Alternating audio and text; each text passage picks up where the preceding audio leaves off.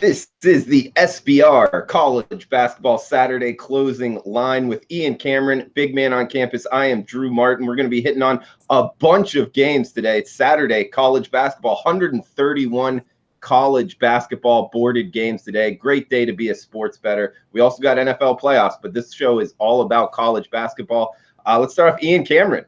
Follow him on Twitter, @Pavano. Ian, welcome in. What's on your mind, bud? Yeah, I mean, this feels like the first true Saturday of college basketball. Conference season, 130 games to break down. Let's do it. 130-plus games, you're right. Big man on campus, knows college basketball as good as anybody out there. Follow him on Twitter, @JeffNadu. Big man, welcome in, man.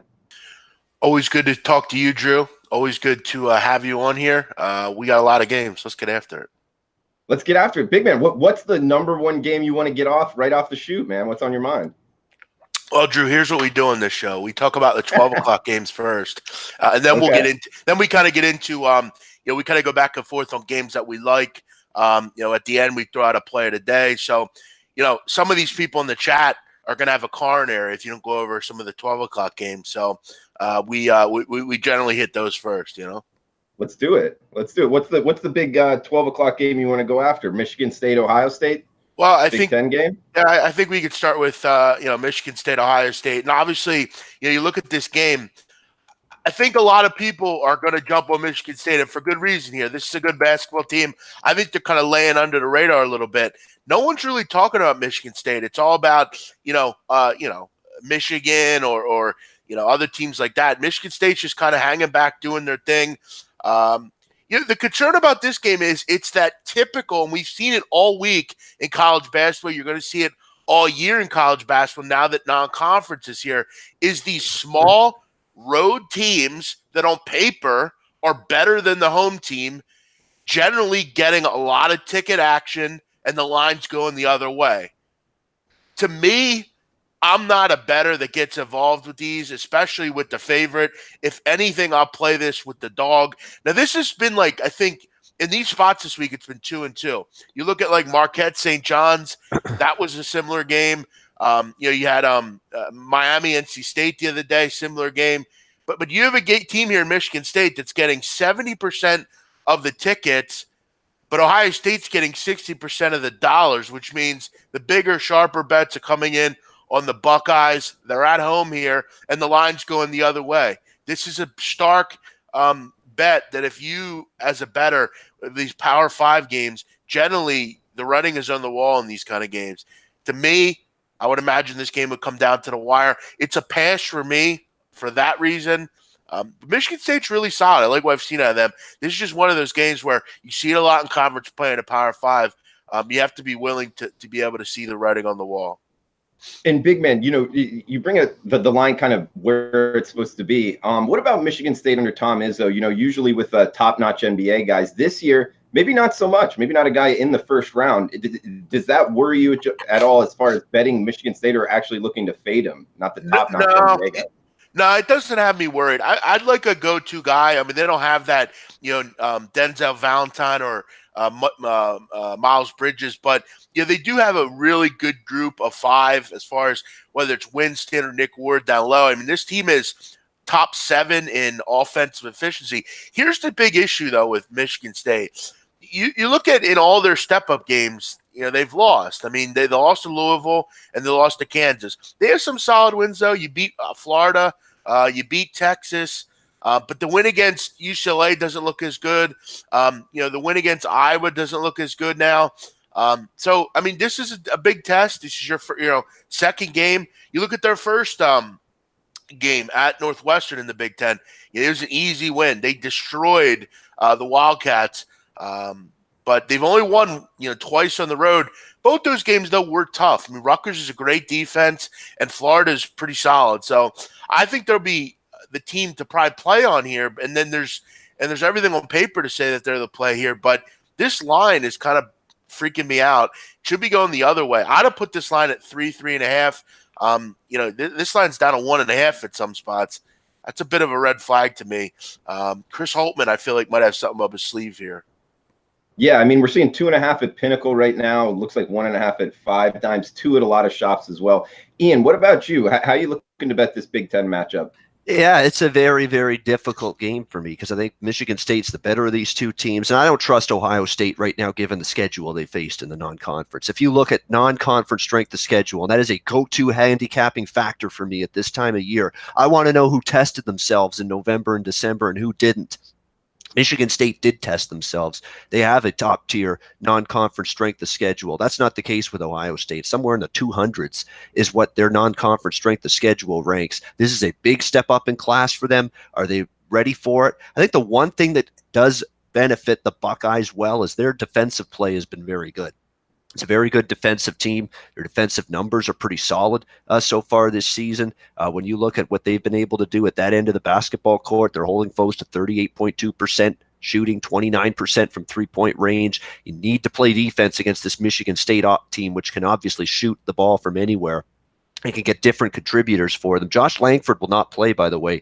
He'll miss his second straight game for the Spartans due to injury. So that's going to be a loss that they'll feel here in this game. Ohio State has actually won 2 straight at home against Michigan State, for whatever that's worth. Ohio State's beaten them twice in a row here on this court. We'll see if they can make it 3 straight. They're really good, Ohio State. Don't get me wrong, but they have not really faced, I think, a team on Michigan State's level yet. I mean, the closest, I know they had a nice win against Minnesota. Syracuse was a good test for them too, and they didn't pass that test. They lost to the Cuse, their one loss this season. So it's a tough game. I still think Michigan State's the better team. Lean to them slightly because I think that non-conference strength of schedule gap is wide enough that it does concern me for Ohio State. So I'll lean to the Spartans, but it's not something I'm going to pull the trigger on. All right, that one will be on Fox. We got one here on ESPN News, another 12 noon Eastern tip. A team I know you know a lot very well, big man on campus, the UCF Knights versus the Connecticut Huskies here. A point that you brought up as far as betting UCF in the past with me, big man, is teams going up against Taco Fall and UCF. If they can't shoot the ball from the perimeter, you're interested in fading them. Is that a situation you're looking to bet here as far as the UCF UConn game, big man? Yeah, I think, every time, I think this is the most fascinating team in America to watch. I just, watching Taco Fall play is just, it's fascinating as a basketball fan because like I've talked about before, it is almost impossible to get into the hoop with him in the game. And he is, over the years, I think what makes him such a good player now is his conditioning is a lot better. He's playing a lot more minutes. He's not sitting on the bench as much. His usage rate is up. He doesn't get tired as quick, and he's become a really nice offensive piece as well. You really kind of wanted him in the game just to rebound and defend and block shots, but he's become, an offensive player as well. He had a move the other night against Temple University where he basically caught the ball, dropped his elbow, and he looked like a big time star in the NBA doing it. It was a terrific move by the big man. I mean, he's one of the biggest people in the world. I mean, not just the NBA or in college basketball. He has been able to really use his height to become quite the player down low. But yeah, as far as in this game, again, you have another bad spot here. UConn not exactly a team that fires from three. I mean, only shooting it about 35%. I'm kind of out on UConn anymore. I mean, I think outside of Gilbert, Vital, and Jalen Adams, there's not a lot on this team. I mean, they're not real experienced either. They don't have a great bench. Those three are kind of the go-to, and without them, this team is going to have issues. They had a real odd loss the other night at South Florida. You got beat up by Villanova in the second half. This is going to be back at home, but it's a tough game. This game is really going to be about who can get their pace the way they want it. UConn very quick, UCF very slow. You have one team that's in the 330s possession-wise, the other team in the top 25 possession-wise. So, for me, it's all about the pace here. But yeah, again, it's not a particularly great spot because I don't think UCF is going to really make it too easy on them in the half court. I lean UCF here. I like them, though, at home a lot more. Foul shooting at the end has been a problem for them. But you, again, look at the fact that Taco Fall shoots under 30%. That's going to hurt your free throw percentage. The guys late in the game, guys like BJ Taylor, they'll get the job done for you. I lean UCF here. I just think it's another tough matchup. All these matchups for the AAC is going to be tough against UCF. Very good team. Yeah, you bring up a good point with the pace there, big man. Stylistically, a lot different. This one in stores UConn. So a lot of times, you can make the argument that the better team controls the pace or the home team. I like to think it's a concentration or a combination of both. We got Ron in the chat box saying he's going to ride with Central Florida again today. Ian, you agree with Ron? You and big man, you like UCF today? Long term, I like UConn, but you're right. They're not playing really good basketball right now. And you saw that against South Florida. It's still a team that's dealing with depth issues. If Jalen Adams and that core are not really, carrying that team, Vital, Gilbert, if those are the guys that, other than that, there's not a lot there with UConn, not consistently anyway, from a production standpoint. We saw that in the loss against South Florida. It wasn't a good performance. They turned the ball over. Their defense wasn't very good. And that's not something you want to see going into a game here against Central Florida. Now, they do get this game at home. Big Man did bring up UCF sometimes a little erratic on the road. Well, we're going to see. This is a new season. This is probably the best UCF team in years. I think it is. BJ Taylor back, preseason player of the year. He's a great guard. Taco Fall goes without saying. Everybody talks about just what a behemoth he is in the low post. Dawkins is a great player, 15 points per game. That's a great basketball team. It really is. If Johnny Dawkins just can stay out of the way and not screw it up, he's got talent there. And even he, for a guy that I criticized a lot at Stanford, he's come a little bit further as a coach. I'm still not sold in a big spot. Let's see what he can do, but better at so far with his tenure at UCF than with Stanford.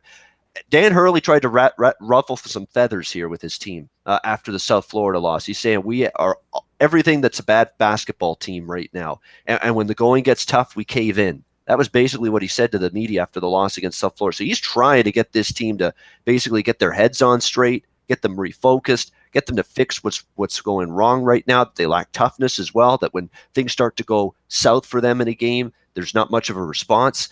And that's when you start to see Dan Hurley criticize a team for that. It's a little bit of a concern for me here. So, while I still love the hire. I think the UConn long-term is in great hands with Dan Hurley. But we'll see. I'm not sure they're ready to beat a team like UCF right now. This is a correlated game. If you like UCF, they're going to want to slow this thing down, grind it down, probably have to lean under. And if you like UConn, with Dan Hurley in the same way at Rhode Island when he coached there, they're going to go up and down. They're going to try to get the pace, that full court style of game going in this one. And if you like UConn, you probably have to lean over. So side and total definitely related in this game. Okay. And Ian, do you have any opinion on Syracuse, Notre Dame, or Boston College, Virginia Tech? Two more 12 noon Eastern tip-offs. Man, I don't trust Syracuse on the road, but Notre Dame's a really banged up basketball team right now. They've got some key cogs out, Rex Pfluger among others, on the infirmary, on the injured list for this Fighting Irish team. They've been a little bit hit or miss, up and down. The Syracuse, they're showing signs of righting the ship. They went through a really tough stretch. Remember, they lost, to Buffalo. They lost to Old Dominion in a couple of back-to-back home games. They're showing signs of starting to right that ship a bit, but we'll see now if they can go here against Notre Dame and win this basketball game. I think the spot sets up well for Notre Dame. It does. I'd lean Notre Dame, but I just think they're battling too many injuries and inconsistent play right now to trust them. I'd lean Notre Dame if I had to play it, though. Okay. Big man, any opinion on the Orange and Irish? Yeah, I would rock with Syracuse in this game. I think for me with Notre Dame, like Ian said, I mean, losing Rex Pfluger hurt. You lost a lot last year. You lost Bonzi Colson and the Matt Farrell as well. So you lost a lot last year, and then you lose one of your best players this year. I mean, there's just right now not a lot of continuity with this group. Juwan Duran has come on and played well for them. They're a solid group, but I think Syracuse is, look, outside of some of the Buffalo and the Old Dominion, those are bad losses, but those are two teams that are probably going to make the tournament. It wouldn't surprise if either of them get in. You followed up with two blowout wins. But you look at the fact that they've only won one road game. I mean, again, not a lot of road games for a lot of big teams. They play a lot of games at home because of the who they are thing. But, yeah, I lean Syracuse. I think Notre Dame will continue to struggle to shoot. This is obviously a great defense. And if you know anything about the zone, you got to be able to shoot. I don't know if Notre Dame's going to be able to do that consistently. If Pfluger was in there, maybe I'd be interested because Pfluger's obviously a marksman from range. But this defense is particularly good per usual. They're very long on the outside, which makes this defense work well a lot of the time.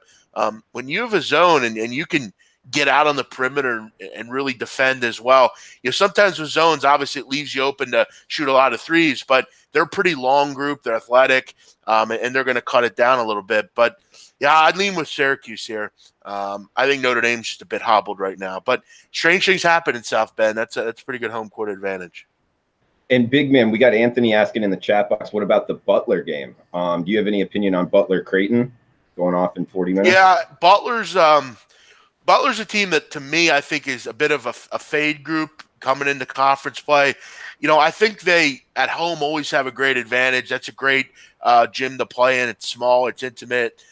But the truth of the matter is they haven't really, in any step-up game, played like they should. I mean, it's really been – their wins are pretty pathetic, frankly. I mean, I guess Florida's a nice win, but then you went up and you got beat by them and only scored 43 points in the second game. Creighton, you're going to have to score in this game. If it's me, I'd look over the number. I know Butler's slowed down tempo-wise, but they're still pretty solid as far as offensive efficiency. Their top 100 offensive efficiency. Butler is per usual firing. They're not a great defensive team either. You have a total here of 149-ish. Yeah. I think this can get into the mid-70s for both these groups. Butler, for what it's worth, while they do go slow, they're fairly efficient. And that's not the worst thing in the world. The only thing I hate about this over is when you have an over in college basketball, when I bet it over, I want at least one team to get to the foul line on a regular basis. Both these teams are not the greatest when it comes to getting to the line. Let's just hope we have a good official in this game that's foul happy. You have a Creighton team second in the country in effective efficiency. I'll lean over the number here. Ian, any follow-up to that? Or are you looking to bet Creighton Butler? Yeah, I would only take Creighton plus the points. I cashed a ticket against Butler earlier this week. Georgetown won outright there in that game against Butler, and it was no sweat. I mean, it was just wire to wire. Georgetown was the better basketball team. They won outright at Hinkle Fieldhouse. There's issues right now with Butler. Defensively, they're not stopping anybody. They're turning the ball over too much. Their coach is very frustrated with their defensive positioning. Now, he's talked about we've got to focus in on defense today. That's the only thing that would scare me a little bit off and over here. He's telling his players, hey, wake up. We've got to focus on playing better defense. Maybe that might curtail the over a little bit here in this game. But I got to see it before I believe it, because this is now a few games in a row where Butler's really labored on the defensive end of the basketball court. Now you got to face a Creighton team that is always a pretty good offensive team. They're loaded once again with shooters. When you look at them, Caleb Joseph, Tyshawn Alexander. Tyshawn Alexander shooting 44% from three-point range. How about that for great accuracy with long-distance shooting? So this is going to be another challenge for this Butler team that is struggling to get stops at the defensive end of the basketball court right now. I know people, and Butler's taking money here, Drew. I mean, people are seeing this. Okay, this is a team that got crushed, and I mean crushed by Florida last week, and then came back home. We're supposed to respond. They didn't respond. They lost outright as a big favorite against Georgetown. Now they're trying to trust them to respond again here after a second straight bad loss and bad performance. I got to see it from Butler before I believe it. I'm not just betting on ifs and maybes here. Butler's playing bad right now, and I got to see them play good before I back them. For me, it's Creighton plus the points or nothing at all. Okay. And guys, before we get off the noon tips here, Big Man, did you want to throw out anything on North Carolina Pitt, seeing 9.5, 155.5 as the total, or another ACC matchup, Boston College, Virginia Tech? SBR odds has it at 141 the total, and it looks like Virginia Tech minus 15. Either of those two games you involved with? Yeah, I think North Carolina is interesting, that Pittsburgh game. I mean, I think a lot of people look at this game and just kind of assume, wow, I only have to lay 9.5 against Pittsburgh. What are they all about? Pittsburgh was terrible last year, but this team is, I mean, they're significantly better. But here's my problem with this game, and here's why I think you should play UNC. I don't think you should play it because it's just UNC against Pitt. I think you have to look into some of the peeling of the onion here and really kind of wonder about Pittsburgh. I mean, this team is, if you look at the advanced numbers, they've been terrific on defense. 9th in the country in effective field goal percentage defense. They're only giving up 27% from the 3-point range. Here's the two things that bother me. First, the schedule and who you've played. I mean, you look at again, this team has played no one. I mean, seriously. I mean, even Iowa. I mean, I guess holding them to 69 points is impressive, but outside of that, I mean, West Virginia is not very good. I mean, that's probably the best team you played. There's a lot of bad basketball teams on this schedule. I think a little inflated as far as how good this team is on defense. It wouldn't surprise me if this is one of those games where they get fucking slapped in the face on offense here. North Carolina is really good. They're really efficient. They're really good as far as going up tempo, and they're one of the best rebounding teams in the country. As usual, that's one thing about Roy Williams. His teams are always very good rebounding the basketball. You also look at the fact that this Pittsburgh team is not a big team, not at all. I mean, there's no one really, above 6'6" that plays regularly. That's a bit of a concern as well. You obviously have some real big boys for that UNC team. The Cameron Johnsons, the Luke May, the Sterling Manleys. I mean, these are big kids. I think Pittsburgh gets slapped in the face a little bit here. I think UNC wins by 12 plus. Okay, like in UNC big. And Ian, anything from the 12 o'clock games for you before we move on and open it up to the full CBB card? Yeah, quickly on North Carolina, Pittsburgh. I've got Pittsburgh as to back up what Big Man said, because he's bang on. I've got them as the 346th non-conference strength of schedule. 346. In case you're wondering, that's right down near the bottom, in terms of quality of competition they've played. That, and right there, and this is big for me, and I'm going to stress this as a little lesson here for the listeners. This is big for me going into the first week or two of the conference season, these non-conference strength of schedules.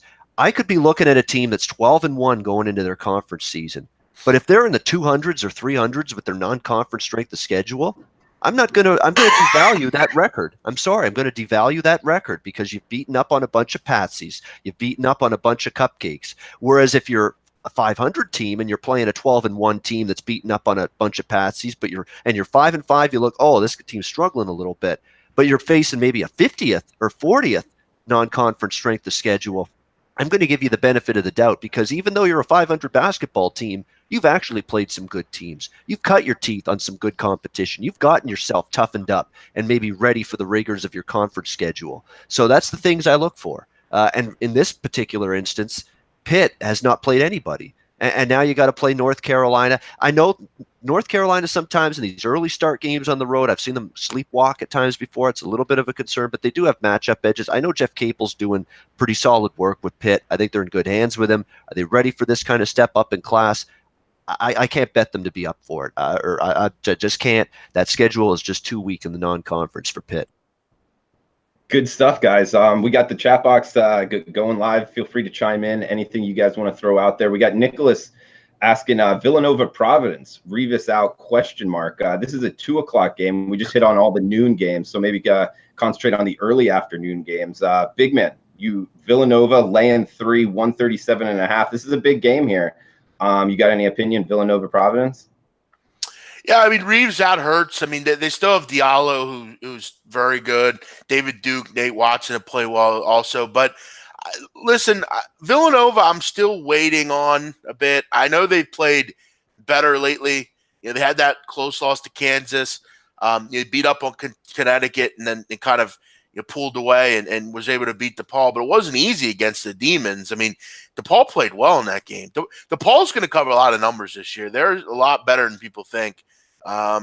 There's no easy game in the Big East anymore, as many of us know. But Providence just kind of somehow is always in games. Ed Cooley is about as good a coach as you can get. I mean, no one really, no one gives him any love, but he's really good. I think this game is a bit of a toss-up. I think Villanova still has turnover problems.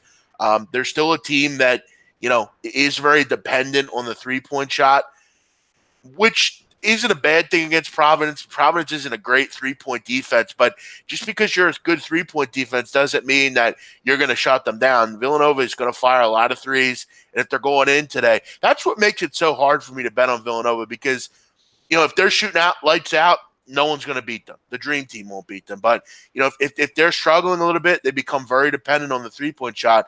Can they create offense other ways? I have a question mark still on, can Providence score enough? I mean, they've had issues in the half court, 248th in the country in 2-point defense. They're also a team that shoots a lot of threes. This game is so off the wall because it's a toss-up. If both teams get hot, it could go either way. It could also, if both teams get hot, go way over. Both teams don't shoot the ball well, it goes under. This is truly a toss-up game that I have no real opinion on. I'd probably just take the home team and hope that Diallo has a big game here. You're getting 3 with the home team here. I don't think that's a bad idea, but it's not a game that I have any interest in. Ian, what about you? Any interest in betting Nova Providence? Yeah, this is I lean Providence just a little bit. I mean, I usually like Ed Cooley in these kind of spots here. Getting points against a pretty good foe. Providence is a very good 3-point shooting team, excellent 3-point shooting, 38% as a team, over 38% as a team from 3-point range. Villanova is very good, though, in terms of their perimeter D. I mean, that's potentially a concern I have here with Villanova. Now, Providence had a home loss last time out against Creighton. Were they looking ahead to this game? I don't know. But they didn't play very good defensively in that game. And obviously, if they play that poorly defensively again here against Villanova, it's going to be tough. But one thing I know, Ed Cooley, if you go back years and years now with him being at Providence, you take him getting points as a dog. It's usually been a pretty good point spread role for him in the past. Maybe it is again for him today. Big man, another early tip here. Kansas State, Texas Tech in the Big 12. Man, looking at this total especially, 117? That is a low total. Stokes out for Kansas State, and Texas Tech, the number 1 defensive efficiency team in the country, if not one of the top. I still like the under here, big man. Do you have any opinion betting total or Texas Tech minus 12?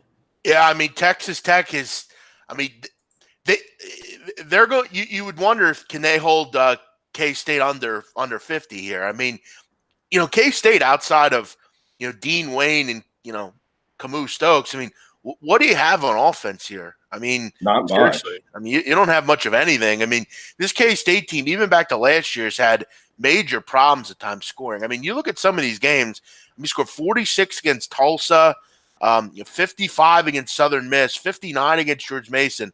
They lost it. It scored 47 against Texas last game out.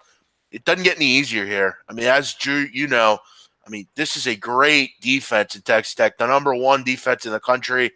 Yeah, I mean, you have 2 teams that are top 5 in adjusted efficiency defense.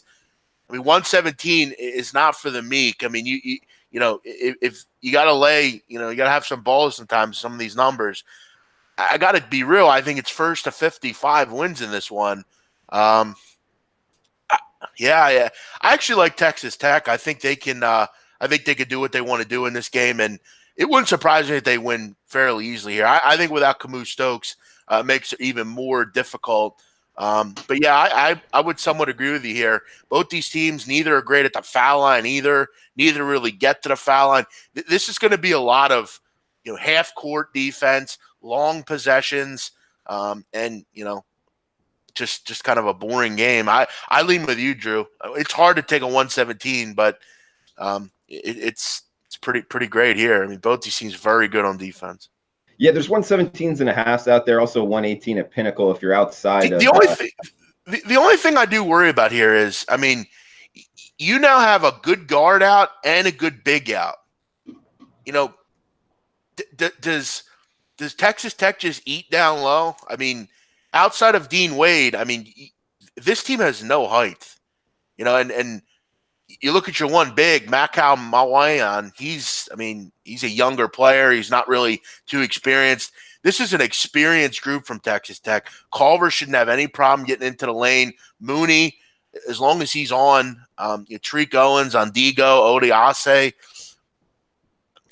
The total just worries me from that perspective because I could see Texas Tech scoring 70 in this game. Yeah, it could be put back or layup city. Yeah, I hear you. Yeah, that's my concern on this total. I mean, you really don't need much to have this one go over. This is about as low as it gets in college basketball, and this isn't Virginia where you're going to have the slowest tempo teams in the country. These teams are really slow, but they're not dead bottom of the barrel slow. That's the only concern I have here. And you have teams that aren't going to have their full complement of players. That's the only thing that kind of turns me off with this total. That being said, I'm looking at Kansas State's recent games. Last 4 games, 106 points, 117, 107, 114. We have been able to stay under a total that we're seeing right now, 118 recently for Kansas State. So maybe it is possible. I'll tell you what, I wouldn't bet it over. Even at this number, that's for sure. Dean Wade obviously has played one game, first game of the season. Kamau Stokes being out, you saw it the last game. What did Kansas State shoot? 32% as a team. Last game against Texas without him, they got blitzed, they got ambushed in that game, they fell behind. The defense tried to keep him in there for as long as they could, but eventually, if you can't make shots, any shots, you're going to end up getting blown out. And that's exactly what happened for them against Texas. They're very limited offensively without Stokes. And, of course, Wade's been out for a while. Stokes is doubtful to play in this game today. Now you got to face one of the best field goal defensive percentage teams in the country in Texas Tech, who can absolutely suffocate you at that end of the basketball court. So this is going to be a very tall order for Kansas State to be able to produce offensively here in this game. And Texas Tech's not a team I'm interested betting against right now. I know West Virginia just barely slipped inside the number against Texas Tech the other night in that game, but I'm not looking to make cases to fade the Raiders. Chris Beards have done a great job with them. We saw what they did in the tournament last year. They're going to be a factor again in the Big 12, and I think in March again this season. Yeah, Texas Tech taking money. It's up to 12 now with them at home. I think it's the right move. Yeah, we got Jim Bean saying K-State may not score 40. If they stay in the 30s, that likely stays under. Yeah, I brought this game up mainly because of a lot of the points you just talked about, Ian. Since Stokes has been out, Kansas State has not been able to score at all. I think they're only averaging about 67. I think it's 67 points on the year. Recently been a lot lower going against that Texas Tech defense. I like the under here, but you guys are right. It is tough to go under 117. I can find it 117.5. However, guys, where do you want to go from here, big man, or Ian? Stay in the anything else kind of midday that you're liking? Big man, you're on mute. I'm looking at a team here that I've actually seen live this year, and I've kind of been just waiting on the right matchup. And I think you have it here at 1 o'clock up in Amherst, LaSalle, UMass. I'm looking forward to this game here, and it's kind of a game off the radar, but I think you're going to have about as good a pace as you're going to want. Two things you got to know about both these teams. They're very good guard play teams. Lawan Pipkins, you have Pookie Powell on the LaSalle side. Pookie Powell's as good as it gets from a guard perspective. He's great. I love watching the kid. Him and Tracy Carter, who came up from Marquette. This LaSalle team has great guard play. They have a good bench as well. And I know maybe their numbers might not suit, but they can score the basketball. They're good pace-wise, right up there. They get to the foul line, and they make their fouls 79% from the line. You look at UMass, their guard play, Lawan Pipkins and Carl Pierre, terrific. I mean, about as good as it gets. 63 in the country from 2-point percentage. They get after it at the line as well. You need a little bit better percentage from there, but all in all, pretty good. I think you're going to have a great pace in this game. Just guard play against guard play, going at it. Two great scorers in Powell and Pipkins. Pipkins is awesome. I mean, this kid is – I've seen him drop, some big numbers in games. I mean, this kid's dropped, 20-plus in a few games. He had 36 against Harvard in the first game of the season. You dropped 30 against Nevada a couple weeks ago. The kid can ball. He's really, really solid. For me, I'm going to go with the over 155 in this game. I think we see a real fun game here. I could see a team get it into the 80s. I think you're going to have a great pace. LaSalle, 38th in tempo. UMass, I believe, 90th. So, possession length is going to be cool. You'll have an up and down game. I'm going to go over the number in this game. All right, Figman. Like in LaSalle, UMass over. Wait, does the number going from 157 to 155, 155.5 scare you at all? You think it's just differing opinion? I mean, again, that hurts. But it is what it is. Maybe they just thought the number was a bit too high.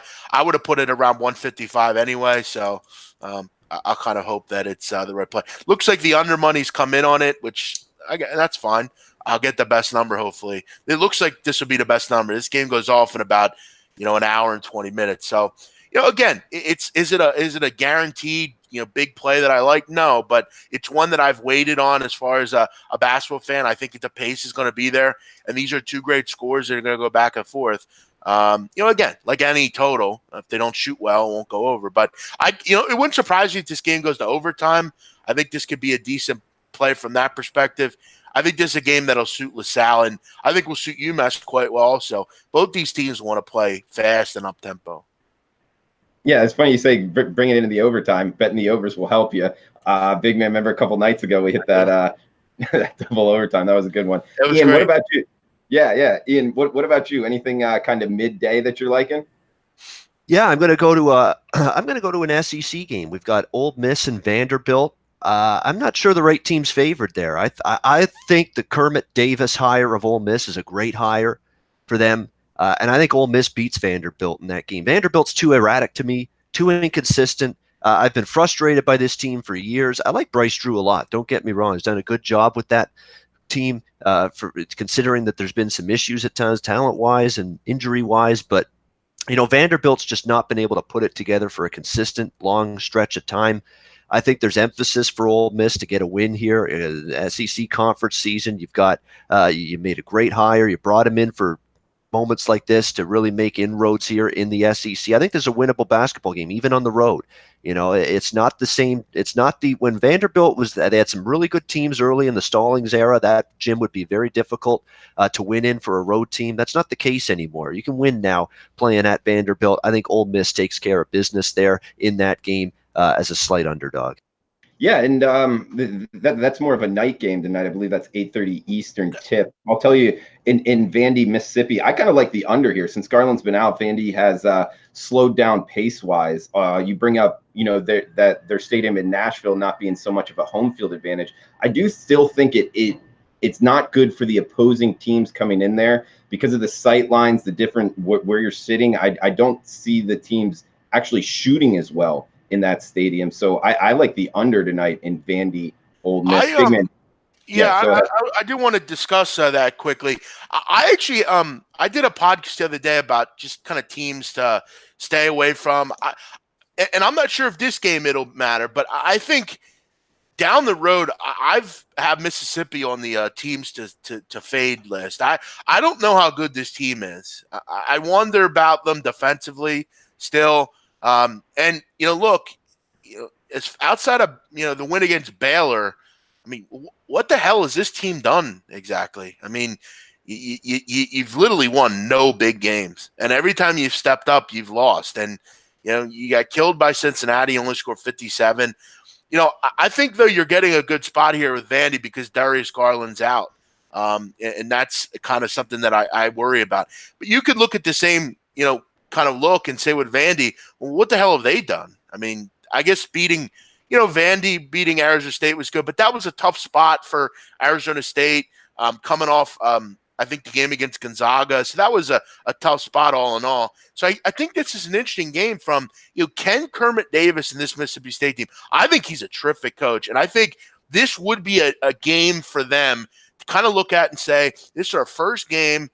Let's go out and beat this team. I mean, we've struggled the last few years. I think they bought into Kermit Davis. I think it's a fascinating game because these are two teams that have kind of had a bit of a fraudulent non-conference year. We'll see. I think Ian had a great point for his play, and I think a lot of it has to do with Kermit Davis, and that makes total sense. Guys, we got a couple guys commenting on the Clemson-Duke game, saying what Clemson plus 15, plus 16 is way too many points. I was actually researching this game a little bit before we came on. I found a stat. Duke has forced turnovers on 24% of their opponents' possessions. That number seems really crazy to me. Not sure if the article was totally right. It seems so crazy. But, I mean, almost a quarter of the opposing team's possessions ending in a turnover for Duke. Obviously, if that's the case, I mean, 15 points they can cover being, the number one ranked team in the country. 8 o'clock Eastern start in primetime. Big man, would you have any opinion on betting Clemson-Duke? Yeah, I had an interesting talk about this game as well, and I'm sure Ian sees it. He's obviously very info-driven as well.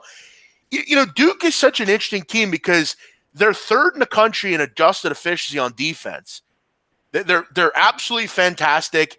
They're 9-2-1 to the under, which makes sense. They're very good on defense. But you look at their pace. I mean, they're 12th in the country in adjusted tempo, only taking about 14 seconds of possession. The problem that Duke's had is they played a lot of bad basketball teams, and they're shutting them down on defense. They're scoring into the 90s, yet the other team's only scoring 55. So that's one of the reasons their games are staying under. I think as this conference season gets going more, there are going to be a lot of value on the overs in their games. And I think there's value in this one here. You have a team that has played a lot of bad teams. Outside of Gonzaga and Kentucky, you look at the fact that Duke, in those two games, gave up 84 and 87.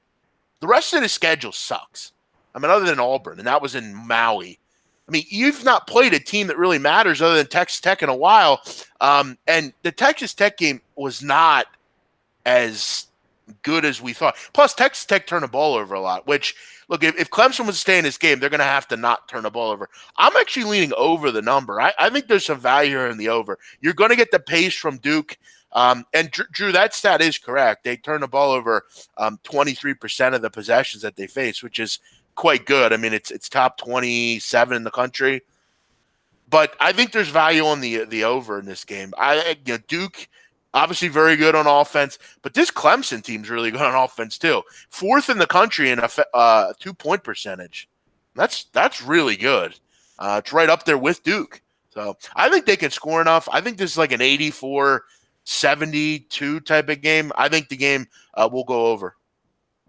Big man, interesting there. So if you turn your opponent over 23% of their possessions, that's still not number one in the country? There's other teams that do it more? No. There's teams that do it quite a lot more. I mean, there's teams that are in the higher mid 20s. 20. Teams that press a lot. That kind of thing. So no, it's 27th in the country. And you look at Clemson. That could be a concern in this game. And that actually helps me. I want them to turn their opponent over because that leads to easy runouts and easy possessions for Duke. Clemson guys turn the ball over about 20.5% of the time. That's 258 in the country. That's not good. That's actually quite poor, frankly. So, yeah, I'm gonna lean over. I think we have some value in these totals with Duke. I think they're priced a bit too low. Clemson will put up 65-70 this game. Yeah, turnovers definitely can help you in an over bet. That's for sure. Getting out to the outlet and a little bit higher pace there. Ian, any opinion on this ACC primetime matchup?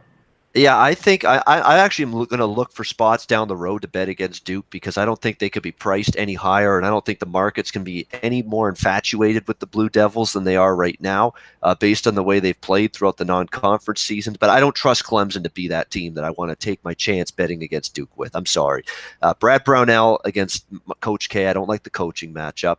I don't like that they're turning the ball over, and I don't like that their front court could be eaten alive by Duke. I like their guard play. I like Sheldon Mitchell on this Clemson team, along with Marquise Reed. I like that duo, but down low, they really are lacking. And Zion Williamson and the bigs for Duke could really have their way with Clemson. And if anybody gets in foul trouble for Clemson, it's game over because their bench stinks. They have nobody on that bench that can contribute meaningful and impactfully on the basketball game. So that is a big concern. And I've seen this before with Duke. Teams get in foul trouble, teams that don't have that good bench. They can get guys off the reserve unit and be able to put them on the court to produce. That's the teams that have trouble with Duke. Clemson could be one of those teams. So, again, I've got my radar open to bet against Duke because, again, the power rating is sky high. Can't get any higher on Duke than it is right now. But Clemson's not going to be that team that I trust to try to take that first shot against Duke with. Guys, I think we got enough time to do something right before we get into best bets here. It's 11:50. Hey, Drew. Yeah, go ahead, big man. Yeah, we don't have a time limit on this show, so we just we'll go over the we'll go usually 5 or 10 minutes past. Yeah. We don't care about time on this show. Yeah. If they want to shut us down, they can come on and shut us down. Well, okay, all right. So what? We'll go to 12:05, 12:10. Sure, 12:10. Hang out a little while. Yeah. Sure. All right. Well, we got the noon tips out of the way, so I guess we can just chill on anything on the board. Ian, you want to throw out anything? One of your best bets? Yeah, I'm going to look at CAA is a conference I like and follow and get involved with. I had a winner with Wilmington the other night in CAA, and looking at another road dog in CAA. We're looking at Northeastern plus the points against Hofstra. Now, I know Hofstra's great. They're off to a great start. Their home record's fantastic and all that. Well, they've had trouble with Northeastern. Last year, both of those games were down to the wire, and here's another of those instances where Joe Mihalik's done a great job with Hofstra. He was good at Niagara as well, a very good coach, but strength of schedule, again, Hofstra's lacking. Northeastern's not so much. Northeastern faced a much tougher slate of opponents in the non-conference than Hofstra did. I like the way they match up here against this Hofstra team. I think they can sort of neutralize that up and down style that Hofstra wants to play and really try to grind this thing down and really try to, get under Hofstra's skin by really trying to grind the pace and tempo of the game down. They play solid enough defense. They've given Hofstra fits in both of the meetings last year. Both of them came down to the wire. Northeastern's taken money, and some of it's mine. I like the Huskies of Northeastern to really, and maybe even win that game outright against Hofstra. Guys, I want to bring up a game that is kind of a primetime game here, 5 p.m. Eastern on ESPN2, Kansas, Iowa State. I was thinking, the home dog here in the Cyclones, but the market's with me, seeing -1, -1.5 on the Cyclones. Kansas has had trouble in Ames. Kansas has had trouble with Iowa State in the past. I like Iowa State here, but, at this number, I haven't bet it yet. Big Man, do you have any opinion on Kansas, Iowa State? Yeah, I mean, unfortunately, I think if you're getting this game a little bit later in the season, I think it'd be a better game. You're Iowa State on the 21st when they face this Kansas team. It could be a better, spot for them. The problem that Iowa State has is they're not fully healthy, and then that continues to be a problem. They're going and winning games, but they still don't have their full complement of players, and their players are still hurt. I mean, you need Solomon Young back in there. He's only playing a few minutes. Now that they're getting back, I think you have a shot, but they're not as healthy as you'd want them to be. Lindell Wigginton's starting to play more minutes, but Layard and Solomon Young still only playing, less than, I think 21 minutes combined, which you need more out of them. But yeah, I think this is a dangerous spot for Kansas. I mean, we've seen Kansas kind of have issues at times going on the road. Remember Arizona State? That was about as bad a loss as you can get. I mean, Arizona State's nothing special. But as of week A back, this could be a great game, a great game to watch. I think a lot of people will take Kansas as a dog. Ames is about as good a home court advantage as you can get. This place is going to be on fire today. But I wonder how many minutes are you going to get out of, some of these guys that have been hurt. Your Solomon Youngs, your Layards. I'm not sure if just the skeleton crew that they've had can beat Kansas, but Lindell Wigginton's back. He played 30 minutes in the last game. That's obviously big. It's hard, though, to take Kansas. Hard to not take Kansas as a dog. I think it's a great game, but for me, it's a game that I'd watch. Yeah, value-wise, not seeing it as much. I was worried about that as well. Coming out with numbers, I was hoping that they would, be catching 2, 3, and it's obviously not happening. Ian, any quick opinions on it? Exactly. I definitely want to bet Iowa State. I lean Iowa State. I would only take the Cyclones in this game, but I had a winner the other couple weeks ago. It was before Christmas with Arizona State against Kansas. And Arizona State, I got 4 points with them as a home underdog. Excuse me, here is that sore throat. That's what happens when you get cold, but what are you going to do? Got to get a little sip. But yeah, I had Arizona State +4 against Kansas before Christmas, and I got the win there with Arizona State. But I was getting 4 points with the Sun Devils as a home dog. You're not getting that with Iowa State here. They're 1.5 point home favorites here. So from a value perspective, strict value perspective, it's not there with Iowa State like it was with Arizona State when they played Kansas a few weeks ago. So it's a little bit trickier, but I think Iowa State can still win this game. I mean, they've had a couple missteps, but I think they've got the intangibles. They got the home court edge. I do think they're playing some solid enough defense. And Kansas goes through these lulls. They even did it against Oklahoma, but thankfully that was a good enough lull that I cashed with Oklahoma the other night. But they go through these lulls where they look great for like the first half. They fell asleep for the first 10 minutes of the second half the other night against Oklahoma. Same thing with when they lost to Arizona State. They had a great start to that game, got off to a big lead, and they just never stuck with it for 40 minutes. Their defense sloughed off. They started missing some shots. They started turning the basketball over against Arizona State. Same thing the other night against Oklahoma, which allowed the Sooners to get back into it. I've not seen 40 minutes of consistent performance from Bill Self's team. It's got to be aggravating them. They're going to need it tonight in that environment, Hilton Coliseum, the Hilton Magic, as they like to call it. Iowa State's coming to play, and Kansas better be ready to come to play, too, for the full 40 minutes, because if they're not, Iowa State absolutely could win this game. Guys, want to give some love to Gary Watt in the chat box saying, Kentucky, Alabama, please, gentlemen. Thank you for asking nicely, Gary. Many nice words there. Yeah, I'm going to just quickly say I don't have much on this game, but I don't trust Alabama one bit.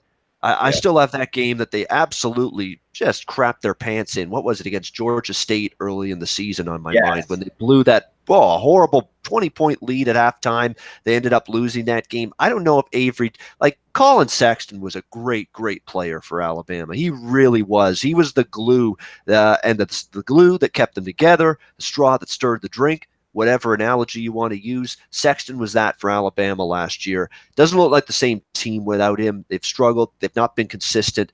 I don't know. Even at home in Tuscaloosa, I'm not sure if they're ready for Kentucky, the talent they've got. And Kentucky's owned Alabama for many, many years now in this head-to-head series. Yeah, I don't trust Bama. It would be Kentucky or pass for me. Big man, you agree with Ian? And also, you think Avery Johnson's seat's starting to heat up there in Tuscaloosa? No, I don't think it has. I mean, to be honest, I don't have any interest in firing him. I mean, I think you got to look at the bigger picture. I mean, the fact that he was able to get a guy like Collin Sexton to come to Alabama. I mean, Collin Sexton, recruiting wise, was a top 10 player. He's probably the best point guard in the class. So, I mean, obviously in that recruiting class, not in the draft, but in that recruiting class. So the fact that he was able to get him to come there, I think for large parts of his career, he's done what he can. I don't think Alabama basketball is a national title contender. It's not their football program. They're a football school. I think what he's been doing is fine. I mean, again, if this goes on for another 5 years, maybe, but I think he's kind of what they want there, and I think he's what they'll get there. As far as this game, no, I don't really have an opinion. I mean, some of these games that are being asked about are just dreadful. I mean, I have nothing on this game, but what I will do is go into two games that I do have an opinion on. One of them is going to be a team that I kind of like right now. I like the way this team's playing. I like their tempo, and I like this spot against a team that I feel is one of the more disappointing teams in the country year after year. You talk about a seat getting hot. I mean, I don't think you can get hotter than this coach. And I'm going to look at Illinois State and Evansville. I think Dan Muller's seat's hot. I don't know why he's still the coach at Illinois State. This team has underachieved for the last 2 years. When Wichita State left the Missouri Valley, I think they were in the catbird seat to come out and get the job done. They have three guys, Phil Fain, Keyshawn Evans, and Malik Yarbrough, that are terrific. But they get nothing out of these players. This team is experienced. They have a good bench, yet every year they're underachieving. Fire the fucking guy and move on. He's not been good enough. Loyola had a great year last year, but what's the fucking excuse this year on why this team can't go and win? And what a surprise. You go on the road the other night to Valpo, and albeit losing a buzzer beater, but you only scored 56 points. What the hell is going on with the Redbirds? I'll tell you what's going on. They don't play for their coach, and they don't care about this coach. This team's lost 5 of the last 6 games, and they stink. They're not good on defense. They just don't really do anything well. Half the time these players are suspended or there's something going on. That's coaching. It has a lot to do with them not playing for their coach. I look at a lot of it like Andy Kennedy last year. Ole Miss didn't play for him at the middle of the season to the end last year. It wouldn't surprise me if Dan Muller gets the boot after this year. I think he's really an underachiever. Give me Evansville in this game. Like the way they're playing right now. Solid win the other night against Drake. They've stepped up a little bit and gotten the job done. Went out and beat Wyoming. Beat Ball State, who's a solid team. They get to the foul line, and they're good at it. They have a kid named KJ Riley, who is at the foul line, a ton. I like Marty Hill a lot. Like they're big, this Lithuanian kid down low. I think they go on the road, and I think they not only cover, but I think they can beat Illinois State. The Redbirds have shown me nothing to get excited about. They're really never prepared. So I would take the 6 there and grab Evansville. The other game, I'm going to go back to a team that I bet on a lot. Oklahoma. I think they get the job done here against Oklahoma State, laying 9 at home. Lloyd Noble Center's been a great spot for them this year. They've been terrific there. I think you're starting to see Oklahoma State kind of lose some juice here. It's really just a play on Oklahoma. I've been on them all year. They've been good against the numbers, a dog and as a favorite. They've really taken care of business against teams like Creighton and groups like that. This Oklahoma State team has major problems on offense.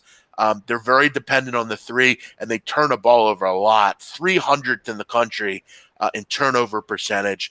I think this one is a double-digit win for the Sooners as they continue to just be terrific against the spread. There are 11-1-1 against the number this year. I think it goes to 12-1 against Oklahoma State.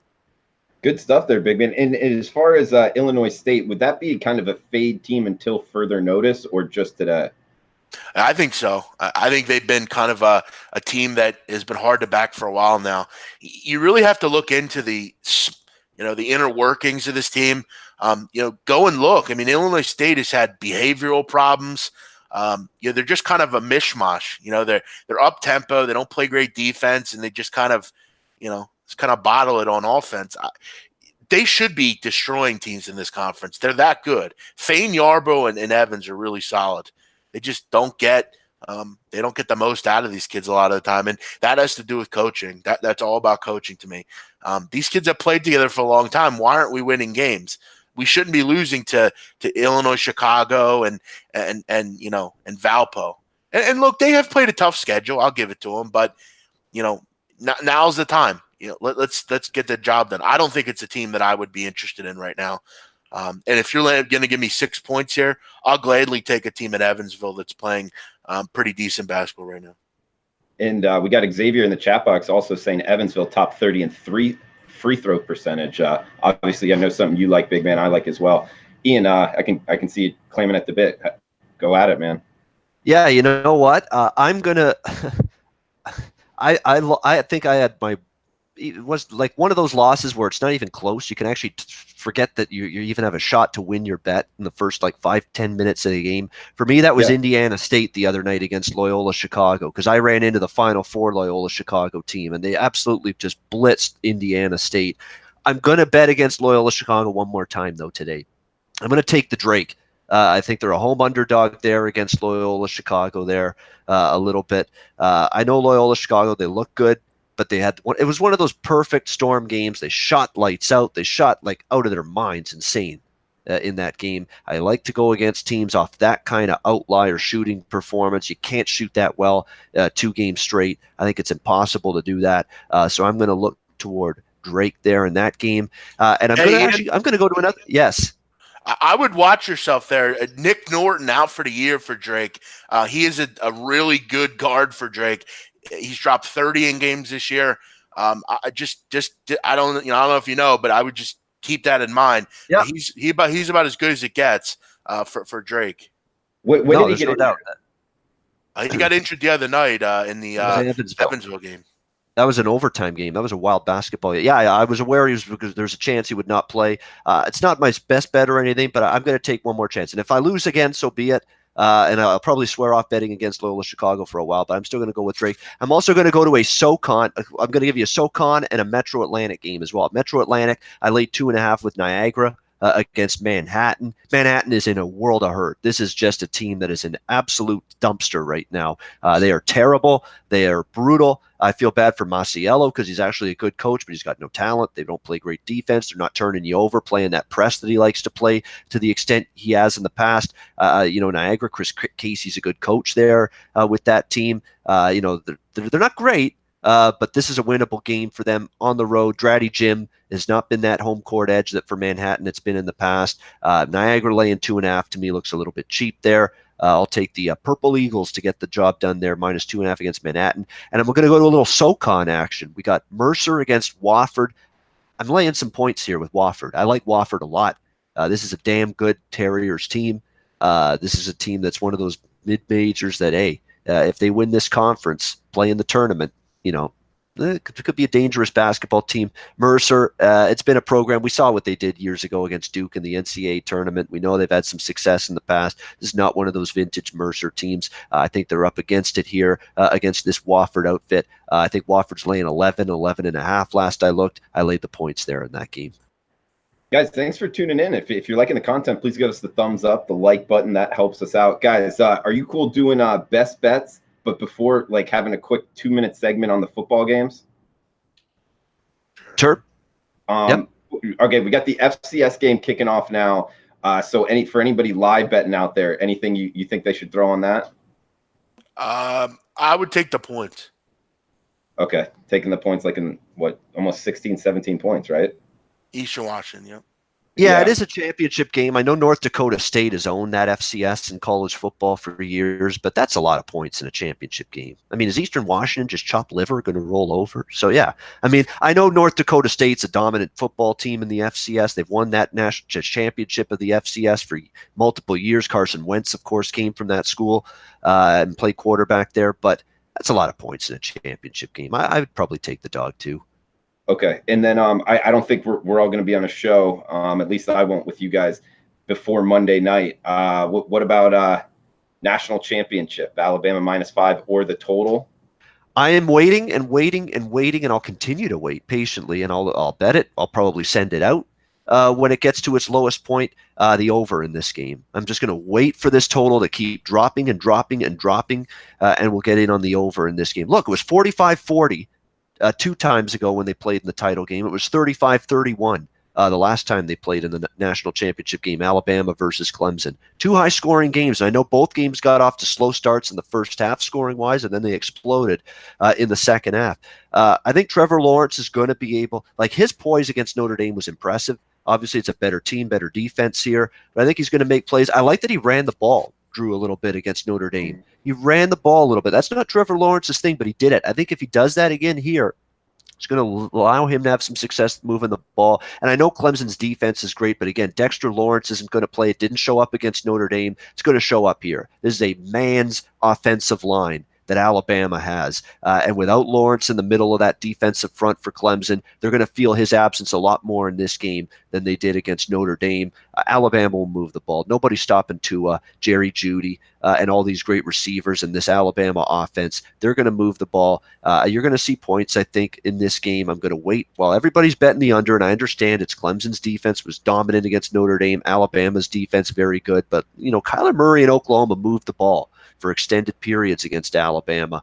I'm going to wait for this total to keep dropping. It was 60.5. It's 58.5 now. We'll get the over at the lowest number I can get.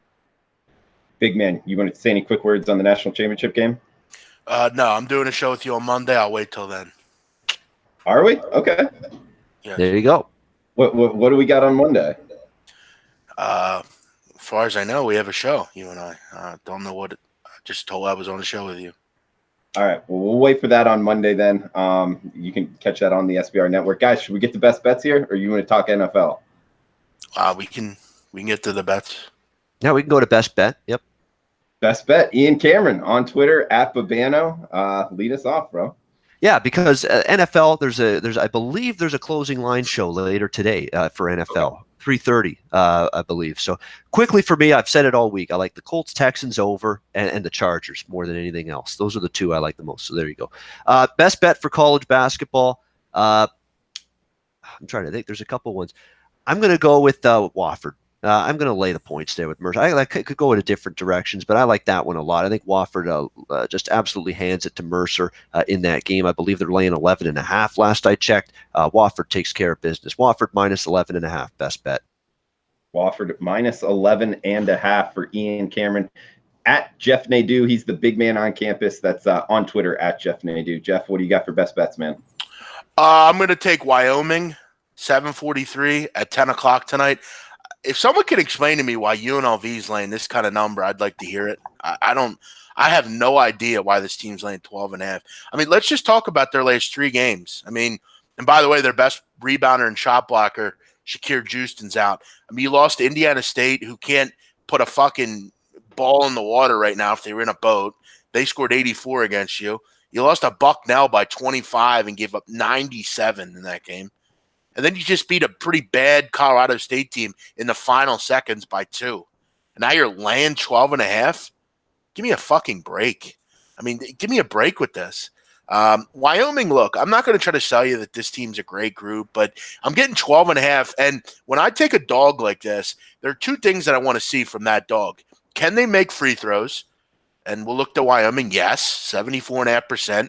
They're 26th in the country at getting to the foul line. And they make threes, 76th in the country, 36.5%. They have a kid on their team named Justin James. He's a terrific player. He can drop 30 in any game. I have no interest right now in UNLV with Marvin Menzies at the helm, laying 12.5. It wouldn't surprise me if this team loses tonight. I think they're that shitty. Give me Wyoming plus 12.5. Wyoming plus 12.5 for big man. Ian on Wofford. And I'm going to a game that we talked about, guys. Kansas State Stokes out versus Texas Tech. I'm liking this under. Can find it as high as 118. That's at Pinnacle. But for the American clients, 117.5. I'm going under. Texas Tech, one of the best defensive teams. Both teams not really going to push the pace and struggle free throw for Kansas State. So under 117.5 in the Kansas State-Texas Tech game. 2 p.m. Eastern tip-off. Guys, anything else we should throw out before we close this down? There's one game that's interesting, real quick. It's not interesting to anyone on earth except me, but I think it's interesting. Radford and Longwood. Listen, Longwood's playing some really good basketball, the Lancers. Don't be surprised if they give the Radford Highlanders a little game here. Longwood's a lot better than people think. You're going to have to obviously look into 5 dimes, one of those books for these games. But this is a good game down in that conference. Radford I like. I've been on a couple times this year. But this Lancer team playing good basketball, they have a player named Shabuti Phillips. He's terrific, 6'1" guard. He can keep them in the game. They've been really solid, Longwood.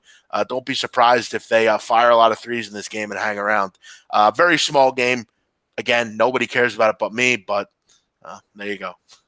Big man, I'll tell you, I love betting these games, so thank you for throwing that out. They're catching, 12 now on SBR odds. I do remember this about Longwood. I think it was 2 years ago. Were they the worst team in college basketball? Like, they were definitely in, like, a couple years ago, they were bad. I mean, Presbyterians was pretty bad as well a few years ago. But the thing about Longwood you like, I mean, they have a solid bench. They're an experienced group. I think a lot of those tough years really kind of, got through it. They can make threes and they're good at the foul line. That's, again, one thing when you're a dog you want to look at. They just dropped 110 on the Citadel, which isn't difficult. But, look, I think they can maybe hang around here. Radford, a team that is very dependent on the three-point shot to win games. If you can get them into a half-court game, which I think Radford will have to do, it could be a tough one for Mike Jones. Maybe they escape and win by 8 or 9. I'll take the 12.5. All right, good stuff, big man. And Ian, all good on your front? Yeah, that's good. Wofford, we like that one as best bet. And Northeastern, I like that one a lot too. That's one worth betting as well. Here's a shocker. I'll throw this one out to you. Don't be surprised if New Mexico gives Nevada everything they can handle tonight in the pit. New Mexico, bad start, starting to play a little bit better. There's talent there. Carlton Bragg is a Kansas transfer. He's on that team. This is around the time of year New Mexico, after a bad start last year, started to get going when Mountain West Conference play started. Don't be surprised if Musselman has his hands full, and they pulled off the miracle comeback of all miracle comebacks, Nevada, last year at New Mexico in the pit. I think New Mexico remembers that. I think they step up today and give Nevada a game. All right, guys. Hey, great show, man. This was a lot of fun. I promise to have the camera issues figured out next time. This is my first time doing a Google Hangout with this new camera. But Ian Cameron really bringing it college basketball knowledge. Follow him on Twitter at Babano. Great hockey knowledge as well there. And big man on campus knows college basketball as good as anybody. I swear by that. Follow him on Twitter at Jeff Nadeau. I'm Drew Martin. Guys, thanks for tuning in, and best of luck with your bets. Thank you. All right, guys. Good luck, everybody.